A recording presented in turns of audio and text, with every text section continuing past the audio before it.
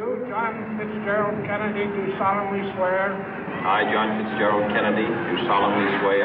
That you will faithfully execute the office of President of the United States. That I will faithfully execute the office of President of the United States. And will, to the best of your ability.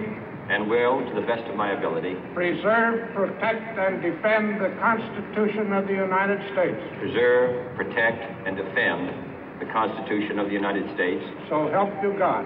So help me God.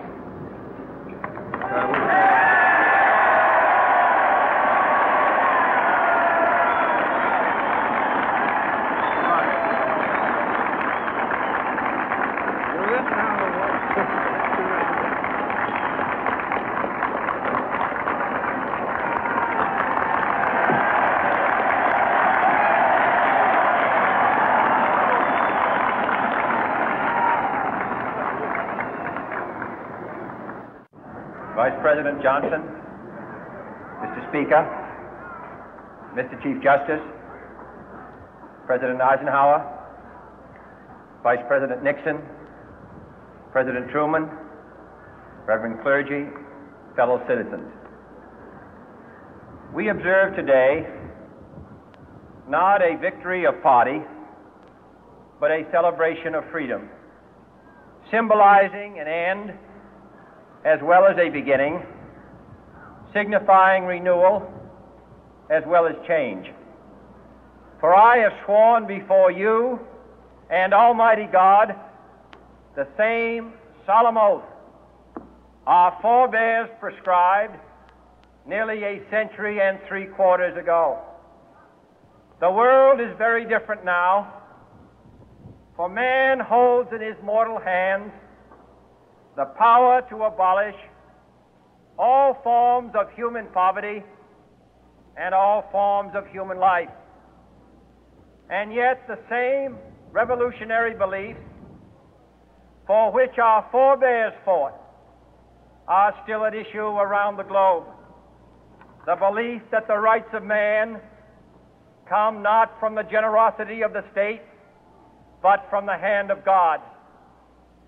We dare not forget today that we are the heirs of that first revolution.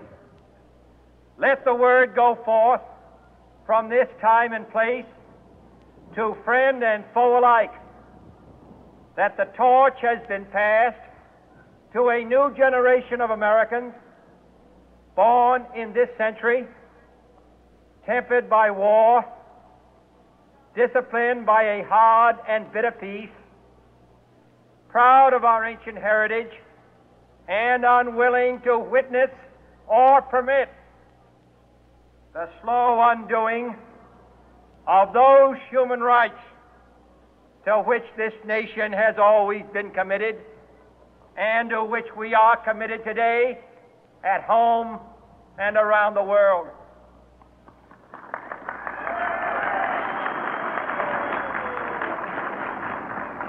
Let every nation know, whether it wishes us well or ill, that we shall pay any price, bear any burden, meet any hardship, support any friend, oppose any foe to assure the survival and the success of liberty.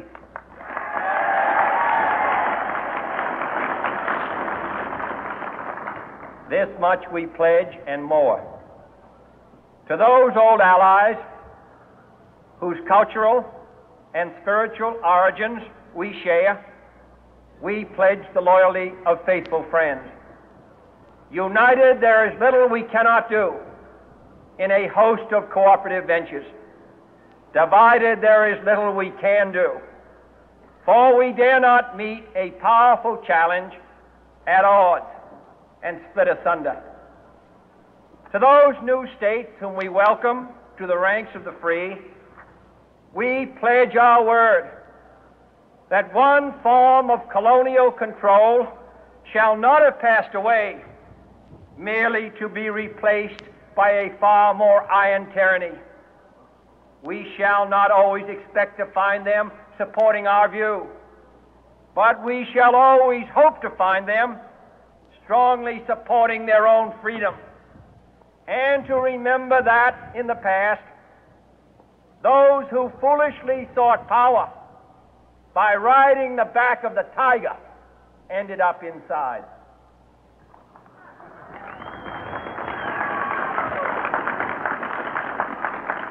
To those people in the huts and villages of half the globe struggling to break the bonds of mass misery, we pledge our best efforts to help them help themselves for whatever period is required, not because the communists may be doing it, not because we seek their votes, but because it is right. If a free society cannot help the many who are poor, it cannot save the few who are rich.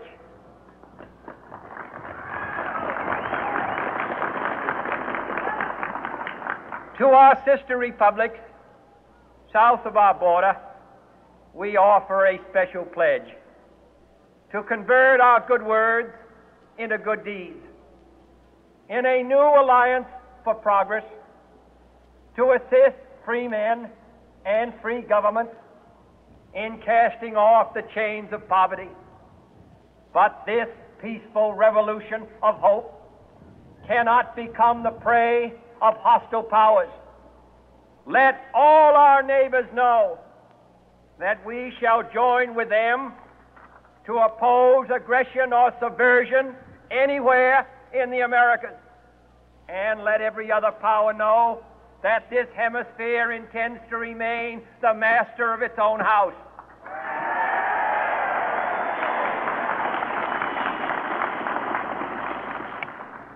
To that world assembly of sovereign states, the United Nations, our last best hope, in an age where the instruments of war have far outpaced the instruments of peace, we renew our pledge of support to prevent it from becoming merely a forum for invective, to strengthen its shield of the new and the weak, and to enlarge the area in which its writ may run. Finally, to those nations who would make themselves our adversary, we offer not a pledge, but a request that both sides begin anew the quest for peace.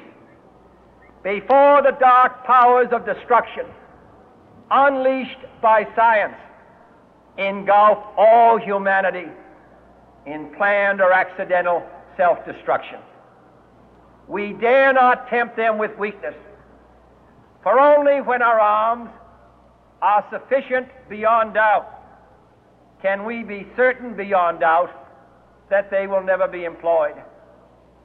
But neither can two great and powerful groups of nations take comfort from our present course, both sides overburdened by the cost of modern weapons, both rightly alarmed by the steady spread of the deadly atom, yet both racing to alter that uncertain balance of terror that stays the hand of mankind's final war. So let us begin anew, remembering on both sides that civility is not a sign of weakness, and sincerity is always subject to proof. Let us never negotiate out of fear, but let us never fear to negotiate.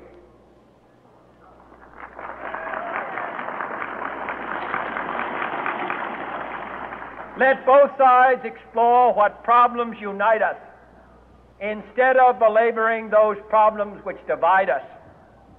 Let both sides, for the first time, formulate serious and precise proposals for the inspection and control of arms, and bring the absolute power to destroy other nations under the absolute control of all nations.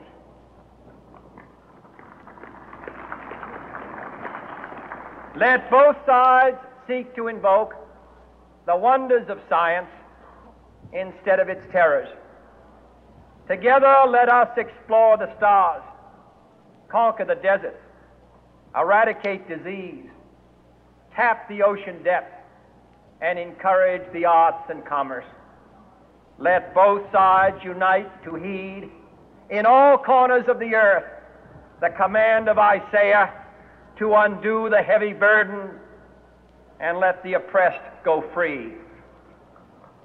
And if a beachhead of cooperation may push back the jungle of suspicion, let both sides join in creating a new endeavor, not a new balance of power, but a new world of law, where the strong are just and the weak secure and the peace preserved. All this will not be finished in the first 100 days, nor will it be finished in the first 1,000 days, nor in the life of this administration, nor even perhaps in our lifetime on this planet. But let us begin.